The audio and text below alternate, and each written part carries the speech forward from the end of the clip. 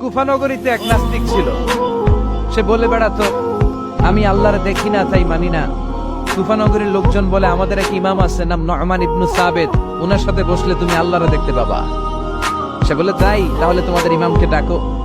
সাইয়েদনা ইমাম আবু হানিফা টাইম দিলেন, এই জুমার দিন, আজকে জুমার দিন না, এই জুমার নামাজের পরে ঠিক ভর দুপুরে 2টায় সবাই আমরা একত্রিত হব। নাস্তিকও আসবে, সাইয়েদনা ইমাম আবু হানিফাও আসবে। জুমার সালাতের পরে লোকের বন্যা বয়ে গেল, বাঁধ ভাঙা জোয়ার, অনেক মানুষ। নাস্তিক এসেছে, লক্ষ লক্ষ লোক এসেছে, আসে নাই ইমাম আবু হানিফা। আসে না আধা ঘন্টা, 1 ঘন্টা, 2 ঘন্টা পরে আসছে। নাস্তিক বলে, এই তোমাদের ইমাম যার কোনো সময়ের জ্ঞানই নাই, এর সাথে কিসের তর্ক? সাইয়েদনা ইমাম আবু হানিফা বলে, ইনদি উযর, আমার উযর আছে। কি উযর? সাইয়েদনা ইমাম আবু হানিফা বলেন, আমি ঘর থেকে বের হয়ে আসার পথে একটা নদী পার হয়ে আসতে হয়। আজকে এসে দেখি নদীর মধ্যে কোনো মানুষ টানুষ নাই, নৌকা নাই, মাঝি নাই, কিচ্ছু নাই। তো হঠাৎ দেখলাম পাশে বিশাল বড় একটা গাছ।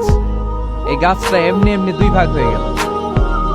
হঠাৎ গাছ থেকে এমনি এমনি লম্বা তক্তা হয়ে গেল, এমনি এমনি তক্তাগুলো জোড়া লেগে নৌকা হয়ে গেল। আর নৌকা আমার সামনে আসলো, মাঝি ছাড়া, লগি বৈঠা ছাড়া। আমি নৌকায় যেয়ে বসলাম, নৌকাটা আমার নিয়ে টান দিয়ে সাঁ করে ওপার নিয়ে গেল। তো এই যে এই কাজগুলোর প্রসেসিং গুলো হতে আমার 2 ঘন্টা সময় লেগেছে। নাস্তিক কয়, তবে ইমাম গাঞ্জা খাইছে, মাথার তার ছিঁড়া গেছে, নাহলে কোনো সুস্থ মানুষ এই কথা বলতে পারে? এমনি এমনি নাকি গাছ ভেঙে তক্তা হয়, এমনি এমনি নাকি তক্তা লেগে নৌকা হয়, এমনি এমনি নাকি মাঝি ছাড়া নৌকা চলে? সাইয়েদনা ইমাম আবু হানিফা বললেন, এই তো আপনি লাইনে চলে আসছেন, আপনারে বোঝানো এখন আমার খুব সহজ হবে। এমনি এমনি গাছ কাটে না করাত ছাড়া, এমনি এমনি তক্তা জোড়া লাগে না, নৌকা হয় না মিস্ত্রি ছাড়া, এমনি এমনি নৌকা চড়ে না মাঝি ছাড়া। তাহলে এত বিশাল বড় আকাশটা কেমন করে এমনি এমনি হলো?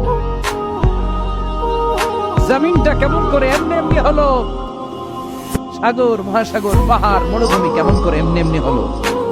এগুলোর একজন স্রষ্টা আছে না নাই? নাস্তিক কয়, তাই তো, আসলেই তো আমি হাদারাম, আসলেই তো আমি উল্লুক্কা পাঠা। এইভাবে তো আমি কখনো ভেবে দেখি নাই, এইভাবে তো কখনো চিন্তা করি নাই। ওই বাপ, তুমি আমার ঘুমন্ত বিবেককে জাগিয়ে দিয়েছ, তুমি আমার চোখের সামনের পর্দাটা উঠিয়ে দিয়েছ, তুমি আমার দৃষ্টিভঙ্গিকে পরিবর্তন করে দিয়েছ। ওই ইমাম, তুমি আমার চোখ খুলেছ, তুমি আমাকে হক চিনতে সাহায্য করেছ। আর দেরি করতে চাই না, আমারে পড়িয়ে দাও লা ইলাহা ইল্লাল্লাহু মুহাম্মাদুর রাসূলুল্লাহ। কালিমা পড়ে মুসলমান হয়ে গেছে। আল্লাহু আকবার পড়েন। এমনি নাস্তিকদের জন্য এই সূরার ভিতরে আল্লাহ তাআলা অনেক দিগদর্শন রেখেছেন, জীবন দর্শন রেখেছেন। আল্লাহ বুঝাতে চান যে, গোলাম, আমারে চেনার জন্য, আমারে দেখার জন্য তো ডক্টরেট ডিগ্রি লাগবে না, তোর ব্যাচেলর ডিগ্রি, মাস্টার্স ডিগ্রি লাগবে না। তুই আমার সৃষ্টির দিকে একটু নজর করে তাকা, একটু ঠান্ডা মাথায় চিন্তা করে দেখ, একটু সাগরের দিকে তাকা, একটু নদীর দিকে তাকা, একটু পাহাড়ের দিকে তাকা। তাকালেই তুই বুঝবি সামওয়ান ইজ কন্ট্রোলিং এভরিথিং।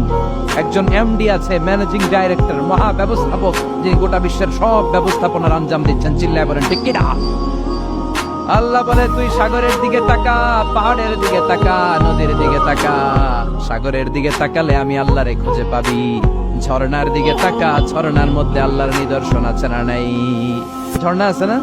এই ঝর্ণার দিকে তাকাবেন, ঝর্ণার ঝরঝর শব্দের আওয়াজগুলো বুঝার চেষ্টা করবেন, দেখবেন ঝর্ণা আপনাকে বলে দিবে যে আমার স্রষ্টা কে। আল্লাহর সৃষ্টির দিকে তাকালে আল্লাহরে পাওয়ার সুযোগ আছে না নাই?